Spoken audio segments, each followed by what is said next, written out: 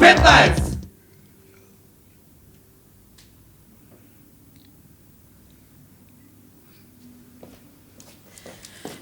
Чекай, аз да видам воа детето. Леле, изгоре. Ах, на майка, детето му изгоре от температура. Ти бе, не ли гледаш дека детето горе от температура, ти тука кутичи му лига?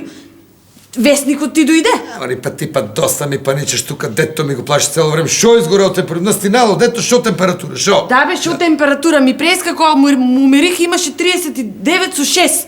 А сега сигурно има 40. Ето шо ти разбираш много. Ай, бъди бегал тук, детето ми го плаши цяло време. Ай, бегал тук. Синко, како си бе, кажи му на таткото ти разбираш? Малко ме боле глава и те ми е ладно, те ми е жешко.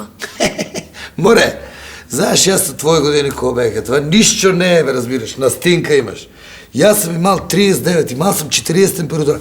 Едначе имах 50 температура. 60 съм имал температура. А най-смешно беше, кога имах 72 со 4. Абе, море, сака бърза помощ да ме носят, разбираш. Аз си викам, няма каква бърза помощ тук. Аз станах около корик с шо. Шо лафиш ти? Шо ама рипа ти? Каква е тая температура 70? Станови Шо тук. ти е на тебе? Станови, бе. Стей, синко, ти ужи. Ело тук. Шо Защо така ме лафиш на детето, бе? Кой има таква температура? Ти нормален ли си? 70. Море, ти имаш и мозък, гледаш, ти го тешам детто. Гледаш го ти. Връзка нямаш. K15!